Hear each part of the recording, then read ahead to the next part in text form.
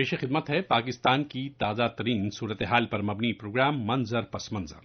منظر پس منظر میں آج کی موضوعات ہیں: آئین، جمہوریت اور قانون کو منہ چڑھاتی پاکستان کی تاریخ اور کب تک اختلاف رائے کی آوازوں کو دباتا رہے گا پاکستان۔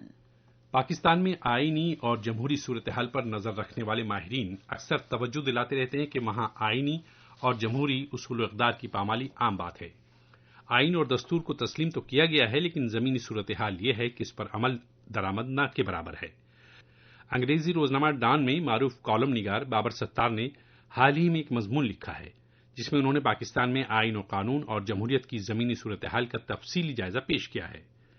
بابر ستار مشہور کتاب the end of history and the last man کے مصنف، سیاسی علوم کے ماہر فرانسس فوکومایا کے حوالے سے لکھتے ہیں کہ مغرب کی لبرل جمہوریت کا نظریہ قائم و دائم رہے گا، اگرچہ اس درمیان ایسے واقعات رونما ہوتے رہیں گے جن سے محسوس ہو کہ اس نظریے کو مسترد کیا جا رہا ہے، لیکن تاریخ تو تاریخ ہی رہے گی۔ موجودہ واقعات تاریخ پر پردہ نہیں ڈال سکتے۔ فرانسس فوکومایا اگر پاکستان کی صورتحال پر نظر رکھتے تو کہتے کہ پاکستان میں قانون اور آئین تو لبرل جمہوریت کی قسمیں کھاتی ہیں، لیکن پاکستان کی موجودہ زمینی صورتحال ان قسموں کو توڑتی ہوئی نظر آ رہی ہے۔ پاکستان دنیا کی واحد جمہوریت ہے جہاں کی جمہوریت فوج کے رحم و کرم پر ہے۔ اس جانب اشارہ کرتے ہوئے بابر ستار لکھتے ہیں کہ پاکستان میں جمہوریت کی حفاظت کے دعوے دار پاک فوج رہی ہے۔ پاک فوج جمہوریت میں یقین تو ظاہر کرتی ہے، لیکن وہی فوج جمہوریت کی زمینی صورتحال پر خاموشی اختیار کرتی ہے۔ جو لوگ پاکستان کی موجودہ صورتحال کے لیے فوج اور سویلین قیادت کی تقسیم کو ذمہ دار مانتے ہیں اور پاکستان کو اس دلدل سے نکالنا چاہتے ہیں، ان کا خیال ہے کہ پاکستانی سیاست کو ماضی کی روایت سے انحراف کرنا ہوگا، تبھی پاکستان میں کچھ تبدیلی آ سکتی ہے۔ لیکن بابر ستار یہ بھی کہتے ہیں کہ پاکستانی سیاست میں ایسے آثار نظر نہیں آتے۔ بابر ستار لکھتے ہیں کہ امید اچھی چیز ہے، لیکن حقائق سے آنکھیں نہیں موند سکتے۔ پاکستان کی تاریخ کے اوراق ایسے حقائق سے بھرے ہوئے ہیں جن میں جمہوریت کو بار بار قتل کیا جا چکا ہے۔ 80 کی دہائی میں بڑی جدوجہد کے بعد کسی مین اسٹریم پارٹی نے فوج کو چیلنج کیا، پھر دوسری ڈیڑھ دہائی میں ایک دوسری پارٹی نے پرانی پارٹی کو چیلنج کیا جو کہ فوج کی وفادار اور نمک خوار بن چکی تھی۔ اس عرصے میں عام شہریوں کو بھی سمجھ میں آ گیا کہ دونوں پارٹیاں اس قابل نہیں کہ ان کے ہاتھ میں پاکستان کا مستقبل سونپا جائے، اور اب حال کے دنوں میں ایسی پارٹی ظہور میں آئی جو پاکستان کی تمام بیماریوں کے لیے اکسیر اعظم ہونے کا دعویٰ کرتی ہے، جبکہ اکسیر بھی فوج کا ہی تیار کردہ ہے۔ پاکستان کی جمہوریت کو فوج نے اپنی تحویل میں تو لے ہی رکھا ہے، ساتھ ہی پاکستان کی جمہوریت کے لیے شخصیت پرستی بھی زہر ہلال کا کام کر رہی ہے، جس کی وجہ سے نظام و قانون کی بجائے عوامی مقبولیت کو بڑھاوا مل رہا ہے۔ حالانکہ اس کی وجہ سے نہ تو معیشت کی بہتری ہو رہی ہے اور نہ ہی لوگوں کے معیار زندگی میں بہتری آ رہی ہے۔ ایک دن ایسا آئے گا جب شخصیت پرستی کی دھن میں مگن عام شہریوں کو احساس ہو جائے کہ ان کی معزز شخصیت نہ تو ملک کی بہتری کے لیے کچھ کر پا رہی ہے اور نہ ہی شہریوں کے لیے کچھ کر پا رہی ہے، تو اس دن شخصیت پرستی کا خمار خود بخود اتر جائے گا۔ بابر ستار نے اپنے طویل مضمون میں استعاروں اور اشاروں کے ذریعے بتانے کی کوشش کی ہے کہ پاکستان میں اصل کھلاڑی فوج ہے، باقی پرانی اور نئی ظہور میں آنے والی سیاسی پارٹیاں شطرنج کی بساط پر سجے سجائے مورے ہیں۔ ان مہروں کی نقل و حرکت سے اگر فوج خوش رہی تو اس کی پشت پناہی کرتی رہے گی اور اس کی راہ میں آنے والی تمام رکاوٹوں کو بھی صاف کرتی رہے گی۔ بابر ستار لکھتے ہیں کہ ضرورت اور خواہش کے درمیان اکثر ضرورت کو ترجیح دینی پڑتی ہے۔ ٹھیک ویسے ہی برسر اقتدار پارٹی کی سرپرستی کرنا فی الحال فوج کی خواہش نہیں تو ضرورت بن گئی ہے۔ حاصل یہ کہ پاکستان میں فوج کی سرپرستی میں چلنے والی سویلین حکومت سے جمہوریت کی توقع فریب محض ہے، کیونکہ فوج اپنی بالادستی قائم رکھنے کے حربے اپناتی رہے گی، جمہوریت اور جمہوری نظام سے اس کا دور کا بھی واسطہ نہیں ہے۔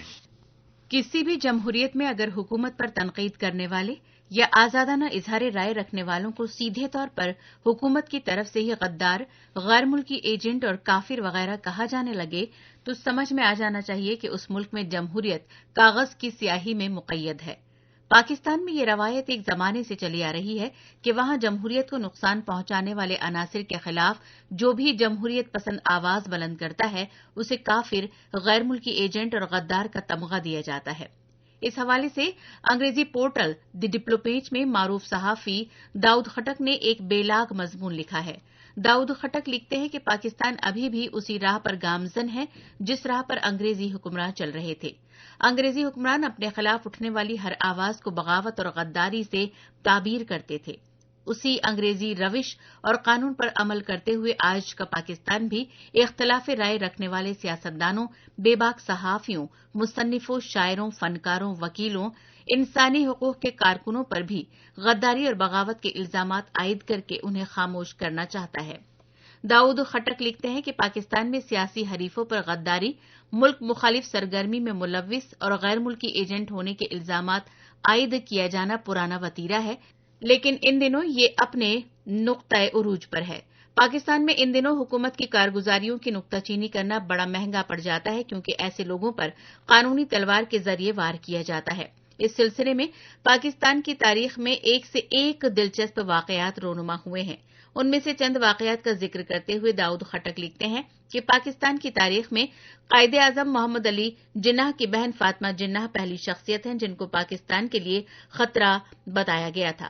جب انہوں نے اس وقت کے فوجی ڈکٹیٹر ایوب خان کو چیلنج کیا تو انہیں غیر ملکی ایجنٹ کہا گیا۔ فاطمہ جناح کی موت بھی پراسرار طور پر واقع ہوئی تھی۔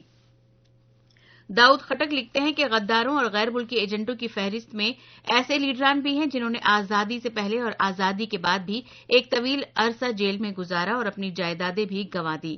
ان میں بنگالی سیاستداں اور مختصر عرصے کے لیے وزیر اعظم رہ چکے حسین سہروردی، پشتون لیڈر غفار خان سمد خان، بلوچ لیڈر عطا اللہ مینگل، غوث بخش بزنجو اور سندھی رہنما غلام مرتضی سید جیسے قد آور لیڈران کے نام شامل ہیں۔